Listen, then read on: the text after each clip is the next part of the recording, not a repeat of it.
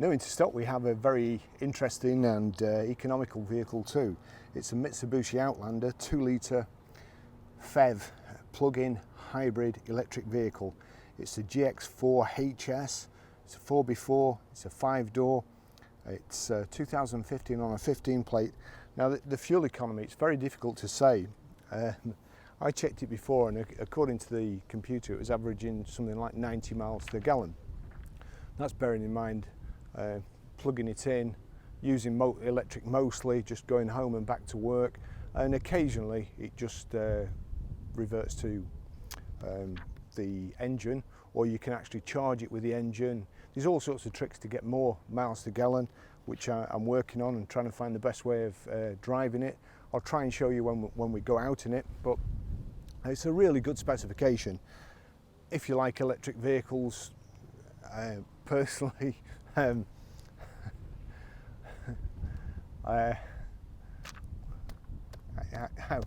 to put it, doing this job, my face gives the game away. If I don't like you, if I don't like a car, you can see it in my face.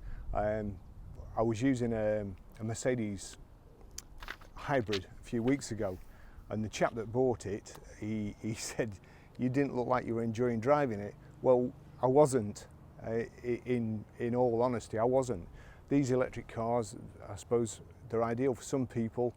I've been in the motor trade all my life. I used to enjoy stripping engines down and rebuilding them, and that sort of thing. Getting it to run absolutely perfectly meant a lot to me, and that's how I was brought up. There's all these moving parts working in conjunction with each other, split-second timing to get the best out of the engine, to get the best economy, tuning the carburetor, and now we just have motors.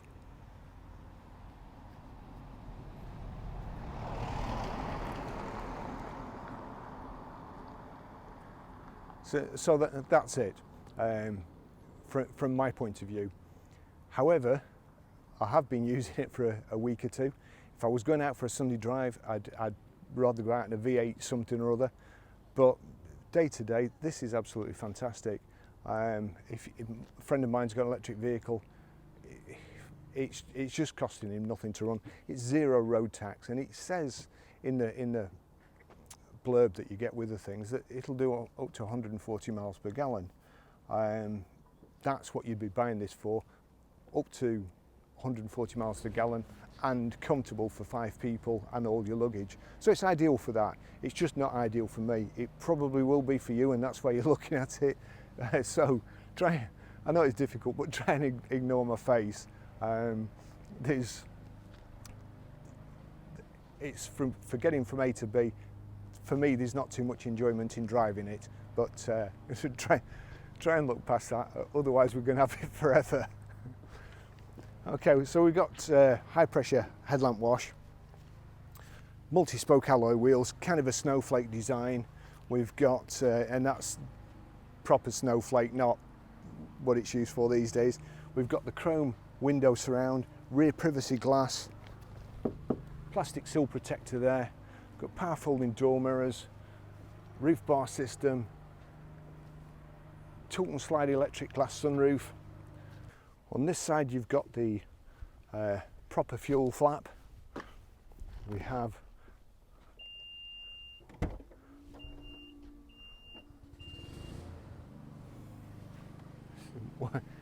chap here's waited till now to fire up his petrol lawnmower and drown me out.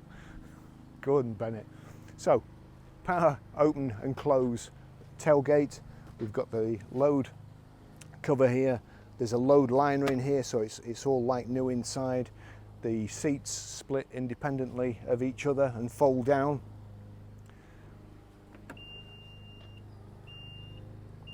Just under there you've got the reversing camera, rear wash wipe, again privacy glass in the back.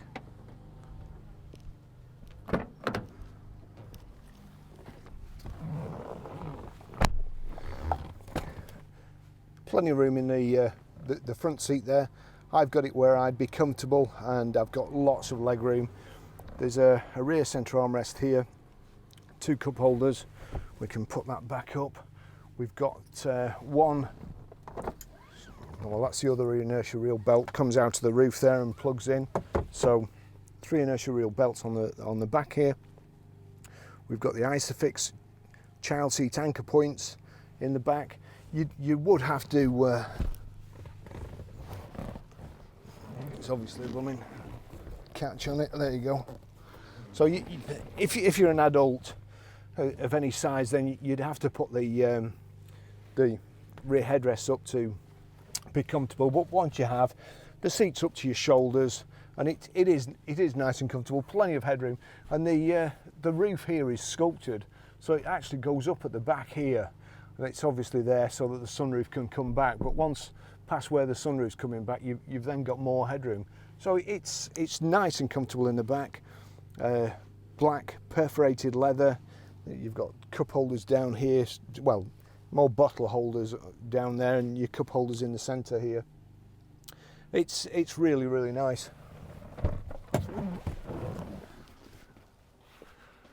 I'll just take you for a ride in it.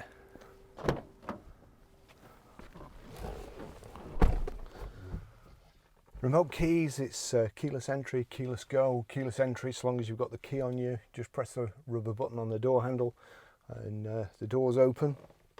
And same when you're getting out, press it again and they all lock. Keyless go, that's it, that's the engine starting. It's on electric at the moment.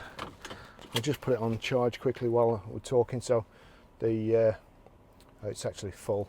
The engine drives the motor and charges the electric as well if that's what you want to do. There's a save button here that saves the electric, so that'll put it onto the engine. And just move that. That'll put it onto the engine and save your electric for where you probably most want it, around towns and so on. We've got power folding door mirrors, sat nav. I'll just show you the reversing camera. There you go, there's the reversing camera as well. And I'll take you for a drive in it. I'll try and explain things as we go along, but to be fair, I've been using it for, I don't know, 4 or 5 days, perhaps a week. And I've still not totally got the hang of it. I'm getting there. There's a little diagram on the dash. You can set it to go to that diagram, and it tells you at the moment the battery is driving the wheels. You can you drive accordingly. Now on the steering wheel you've got a minus button here and a plus button here, and with it being automatic you'd probably think it's paddle shift, but it's not. It's just the regenerative system. When you take your foot off the accelerator, it starts driving the motors and recharging it, so it also slows you down quite a bit. If you pull on these paddles, it slows you down a lot and quite quickly, and it doesn't put the brake lights on. So anybody behind you, if you do it, they could give them a shock, because before they know it, they're closing on you and they've no warning. Like now, if I click that, it's gone to charging the battery, and the little diagram there has changed to B, which is sort of brake regeneration, or when you're braking, it generates electricity for the battery. By holding the plus flap for 2 seconds, you can set it back to the way it was before. So as you can see, we're on electric at the moment.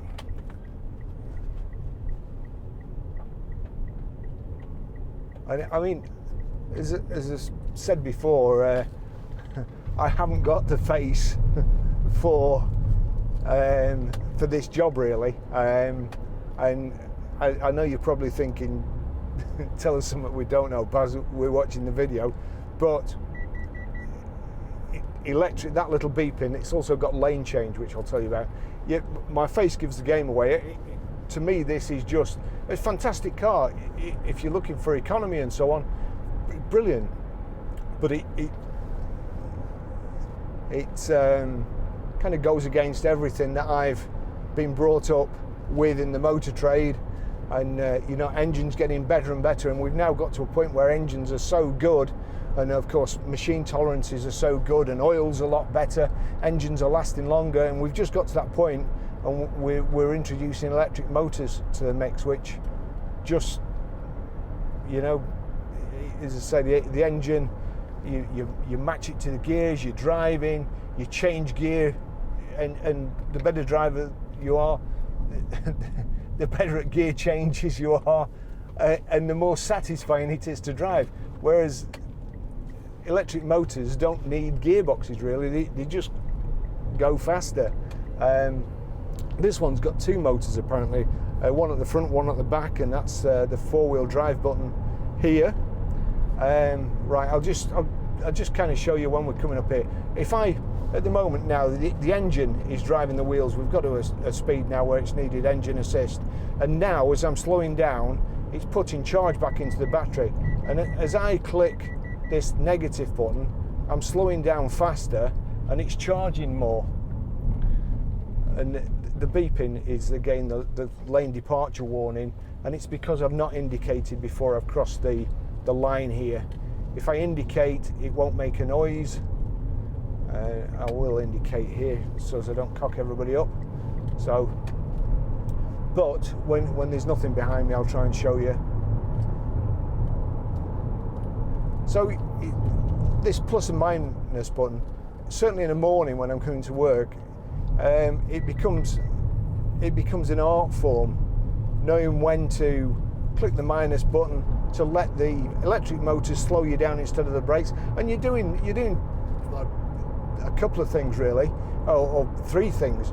You're charging your batteries, you're not using your brake pads, you're not wearing your discs out, and it's making the car do more miles per gallon. Right, kind of now it's recharging the battery or regenerating. There you go, as I'm pulling this up. So if you can, of course the lights have changed now, but if you can time it so that you don't need to press the brakes, because every time you press the brakes, you're wasting fuel. Same in a car. I tend to coast, and people have a go at me for coasting and putting it in neutral, and just rather than using the brakes. But BMW have brought out an automatic gearbox that does exactly that. People give me a hard time for doing it. BMW have spent millions of pounds developing this gearbox that senses that you don't need power, and it just engages neutral and you coast. So and of course get more miles per gallon. Here we go, up the motorway. The engine's just kicked in there. If I take the revs down a bit, that was the lane departure warning. I came over this broken line. I'll do it again here, so it knows we're here. If I go over here, there you go. It's warned me twice. But if I indicate and go over, then it's fine. Now I'll just get to 70. Of course, I was going to tell you how many revs we're doing, but I'm going to go back in the inside lane now.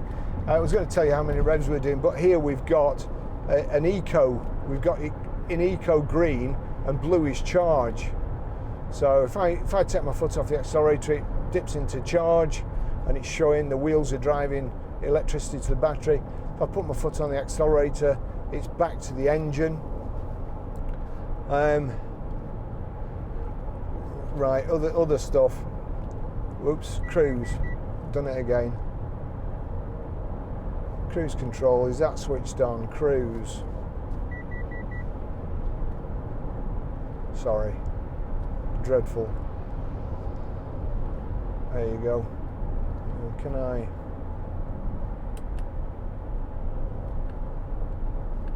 Limits off. Right, so we're in drive. It's kind of a neutral thing. You can... If I put charge on there, it's charging the batteries, and there it's saving the electricity. Knock both those off. It's just got to have absolutely everything. The four-wheel drive switch here. It's got heated seats. We've got here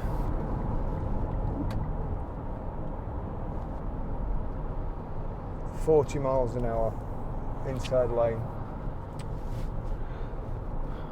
we've got here tilt and slide sunroof. Just close that. That goes all the way back.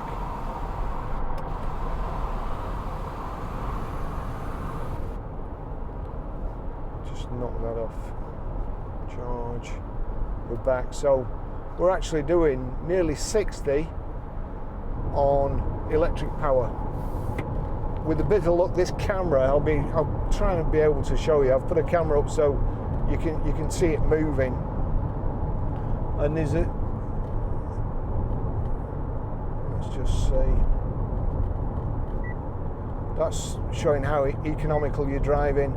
That's the four-wheel drive, trip counter, second trip counter. It's showing I've got 9 miles of electric and 63 miles fuel.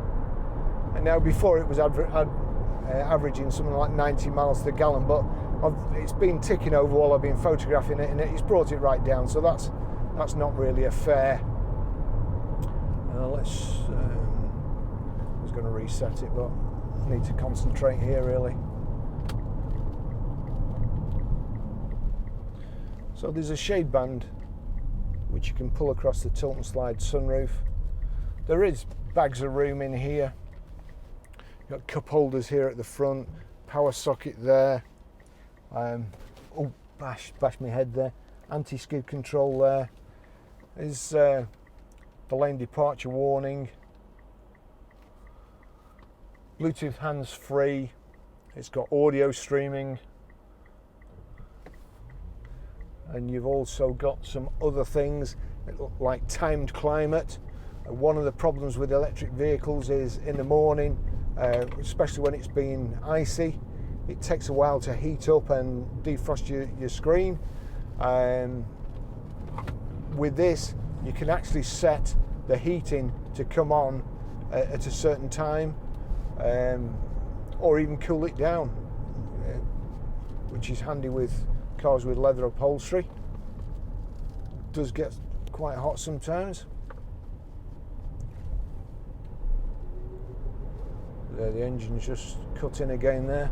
I'll just clip it back. Oh, it was then showing me actually how much of the time I'd been on electric. Now again, this morning it was 60 odd percent. Now it's only 43 with it ticking over. But we're on electric there. Yeah, that's just electric. We're doing 55 miles an hour. It's nice and quiet, nice and smooth. We'll just click the regen on again, and that's it. The wheels driving electricity back to the battery instead of using your brake pads. And that's one of the things I noticed when we bought an i3 last year. The front discs were rusty, and the reason is there's no need if you kind of plan your journey, or when you come into a halt, if you just take your foot off the accelerator that little bit sooner, the regen system slows you down. You've no need to brake. It is a good idea. It'd have been a better idea if they'd have brought that or invented that when we used to use asbestos brakes. that would have probably saved the planet a lot. But here we go. I'll just slow it down again. And again, I haven't got my foot on the accelerator or the brake. The vehicle's slowing down. It's well into the charge gauge. I'll just have to help it here. Otherwise we'll sail across the junction. And then hold the plus button for 2 seconds and it just goes back to ordinary drive. It's the same with a Toyota Prius. When you're going down steep hills, you could just put it into the B and it held your speed more, but recharge the battery in the meantime. I mean, this has been fantastic for me, just coming back and forward to work. There's certainly no pleasure in that drive whatsoever, even if you were in a V8 or a V12. You're just in traffic. And if I put this, there's a charging lead in the back, plugs into a 3-pin socket, and there's also a fast charger, and the fast charger will take it from from no charge whatsoever to 80% in 30 minutes. I just plug it in when I get to work, and I come to work on electric, and I go home on electric. As I say, my friend who doesn't care about cars at all, just needs to get from A to B as cheaply as possible. He's got a BMW i3 and he loves it. And none of the, like, people get fed up, keep plugging it in. But you have to go to the fuel station. How many times you go to the fuel station and there's a car in front of you, and now with fuel stations and supermarkets, there's somebody parked there while they're getting the week's shopping, and you're waiting to get to the fuel pump. And then when you get to the fuel pump, you're behind them again while they pay for the... this camera's getting on my nerves. It's too hot and the camera keeps cutting off. So you wait for them and you go home. I've got it set up at the garage. I'm going to turn that lane departure warning off. It's getting on my nerves. You just plug it in, come out of work, it's fully charged. I leave the charger at work and just put it in the garage doors, and you do the same at home in your garage. Just plug it in, and it is no problem.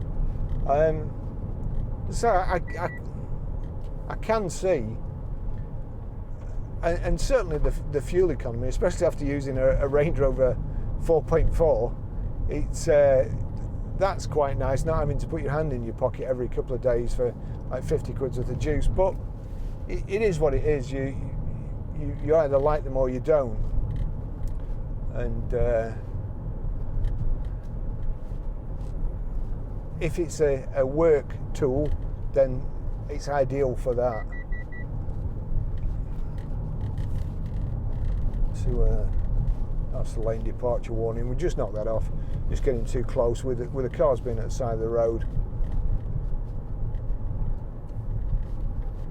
So electric windows, electric door mirrors.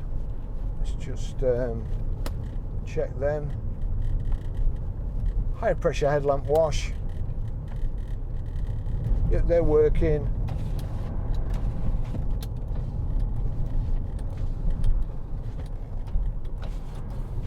Yep, all the windows work fine. Electric seats. Well, that's right the way back where I've got it, but there you go. That's so that's fine. Now then, I'm sure it'll have height and reach adjustable steering wheel as well, which I'll just check if there's any cars at the bottom here.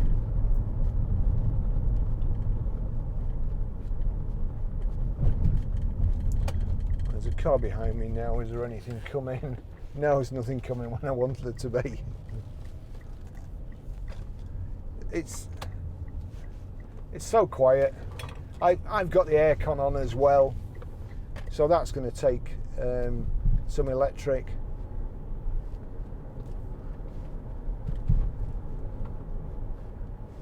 But, I have noticed when we've gone to price this vehicle up that there's a lot of these vehicles on the internet with plenty of miles on, so obviously they're bought for economy, and they must be good for plenty of miles. Electric motor, not very many moving parts, just the one as far as I'm aware, and a winding and a magnet and so on, and nothing really to wear out. Of course, the engine's hardly doing any work, so that's not under any strain. It just helps now and again. That's kind of about all I can say. The climate control in here is working tremendously well. It's very, very cold, and there's a setting down to 15 degrees here. I think from my aircon days, they only used to drop the temperature between 11 to 15 degrees from what the outside air temperature is, but even aircon's got better these days. Everything's working on the car, nice and clean, just as it's come in. It's not been cleaned yet. Lance will give it the treatment when we get a Range Rover in and I stop using it, or somebody buys it. But so don't let me put you off, because it's probably absolutely ideal for most people, and it's a very, very good car. We'll get back to the garage here. I'll just show you how to delete a mobile from the system, set the sat nav, pair your mobile, and also stream music through the system. So here we go. Just try and get this camera back on first, otherwise